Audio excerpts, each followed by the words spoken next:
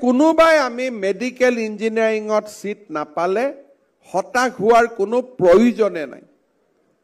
আমাৰ হাতত বহুত নতুন নতুন সাবজেক্ট আছে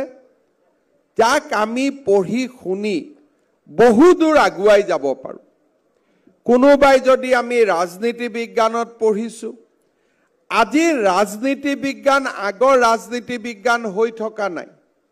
ৰাজনীতি বিজ্ঞানৰ লগত নতুন শিক্ষানীতিত আমি আৰু যেতিয়া নতুন নতুন সাবজেক্ট আমি পঢ়িব পাৰিম। কোনোবাই যদি পলিটিক্যাল সায়েন্সৰ লগত ষ্টেটিষ্টিক্স পঢ়ে, তেতিয়াহ'লে দেশৰ সমগ্ৰ ৰাজনৈতিক গতিবিধিৰ লগত জড়িত বহুত প্ৰফেশ্যন আজি আমাৰ সন্মুখত দেখা দিয়ে। ইকনমিক্স আৰু ষ্টেটিষ্টিক্স যেতিয়া আমি একেলগে পঢ়িব পাৰোঁ, তেতিয়াহ'লে আমি বহুত বেছি কোম্পানী আদিৰ বহুত ব্যৱস্থা, মাৰ্কেট এনালাইচিছৰ পৰা, নতুন নতুন বজাৰৰ পৰা, ট্ৰেন্ড কি হ'ব, আগলৈ গৈ কি হ'ব, বহুত কথা আমি বুজিব পাৰোঁ।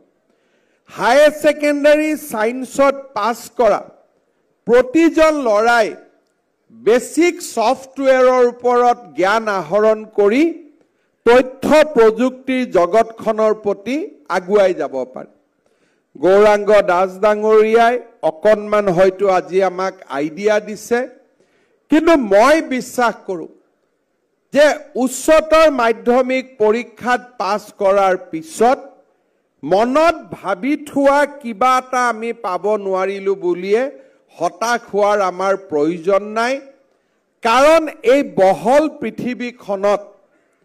দ্ৰুত গতিত হোৱা ঔদ্যোগিক বিপ্লৱৰ ফলত আমাৰ সন্মুখত বহুতবিলাক নতুন নতুন প্ৰফেশ্যন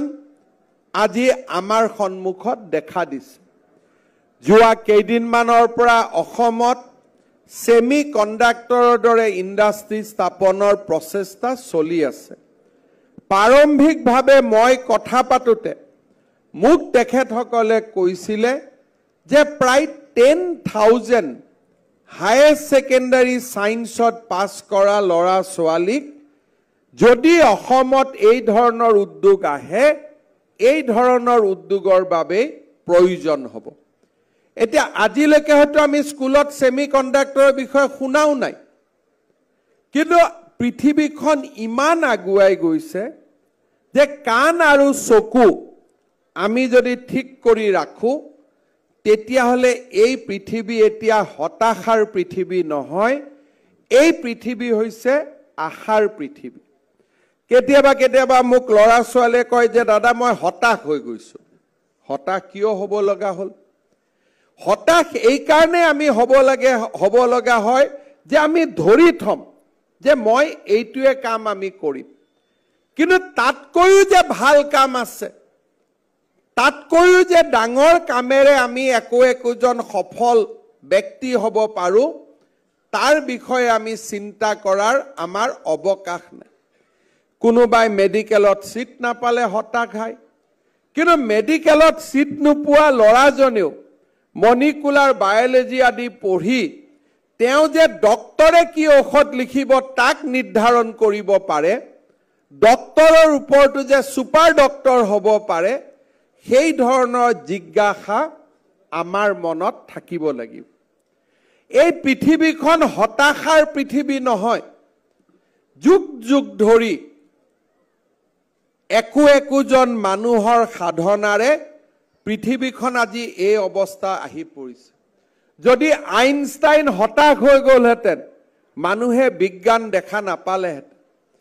যদি শচীন তেণ্ডুলকাৰ হতাশ হৈ গ'লহেঁতেন, মানুহে ক্ৰিকেট দেখা নাপালেহেঁতেন। যদি নৰেন্দ্ৰ মোদী হতাশ হৈ গ'লহেঁতেন, মানুহে এই নতুন ভাৰতখন দেখা নাপালেহেঁতেন। হতাশা আমাৰ শত্ৰু, আশা আমাৰ বন্ধু, পৰিশ্ৰম আমাৰ বন্ধু, কঠোৰ সাধনা আমাৰ জীৱনৰ সংগী। আমাৰ অসমত বহুত সুবিধা হৈছে। আজি আমাৰ চাওঁতে অসমত প্ৰতি বছৰে একোখন নতুন মেডিকেল কলেজ আৰম্ভ হৈছে। আমি যেতিয়া কলেজত পঢ়িছিলোঁ অসমৰ ল'ৰা ছোৱালীৰ বাবে 200টা মেডিকেল সিট আছিল আজি অসমৰ ল'ৰা ছোৱালীৰ বাবে 1200টা মেডিকেল সিট হৈছে আগত যদি হতাশা আছিল প্ৰতিটো বছৰে আমাৰ জীৱনলৈ আশা কঢ়িয়াই আনে এই বছৰ অসমত তিনিচুকীয়াত মেডিকেল কলেজ হ'ব অহা বছৰ বঙাইগাঁৱত মেডিকেল কলেজ হ'ব গুৱাহাটীৰ দ্বিতীয়খন মেডিকেল কলেজ হ'ব সময় আগবাঢ়ি যোৱাৰ লগে লগে সুবিধা বৃদ্ধি পাইছে যেতিয়া হতাশাৰ পৰিৱৰ্তে আমাৰ মনত আশাই ক্ৰিয়া কৰি থাকিব আমি আমাৰ পথ বিচাৰি পাম আৰু সেইবাবে মই উচ্চতৰ মাধ্যমিক পৰীক্ষাত উত্তীৰ্ণ হোৱা সকলোকে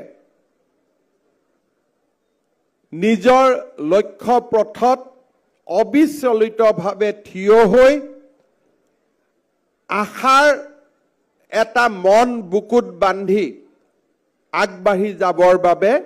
মই পুনৰ এবাৰ সকলোকে অনুৰোধ কৰিম জালুকবাৰী সমষ্টিৰ প্ৰতিগৰাকী ছাত্ৰ ছাত্ৰীৰ কৃতিত্বই ব্যক্তিগতভাৱেও আমাক আনন্দিত কৰে আজি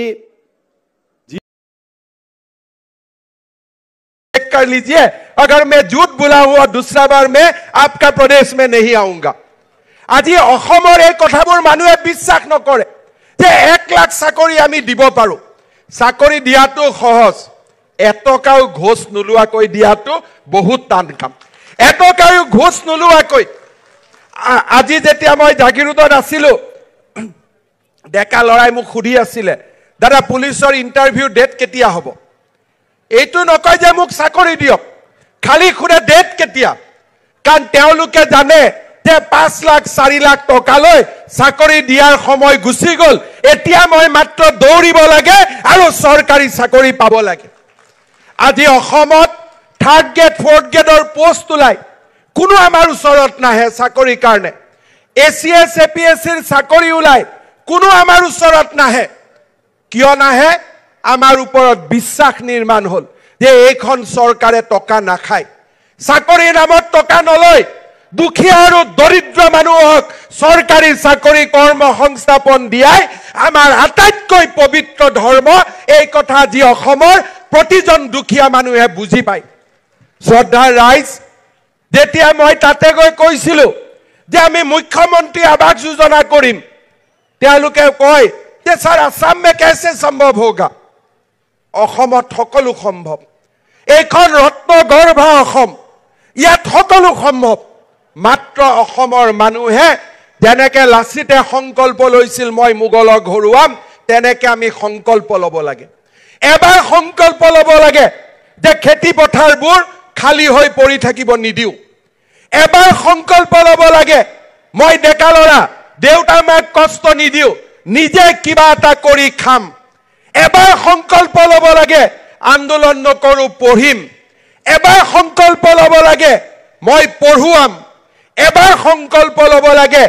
গাঁৱে ভুৱে আমি খেলা ধুলা সংস্কৃতিৰ পৰিবেশ এটা নিৰ্মাণ কৰিম এইখন মোৰ শুৱনি অসম এইখন মোৰ সুজলা সুফলা অসম এই অসমখনত যোৱা 20 বছৰে বোমা গুলি বাৰুদেৰে আমাৰ এই মৰমৰ অসমখনত আমি এক অন্য ৰাস্তালৈ লৈ গৈছিলো আজি অসমখন উভতি আহিছে পুনৰ সেই সুজলা সুফলা অসমখন আমি যেন কৰবাত দেখিবলৈ পাইছো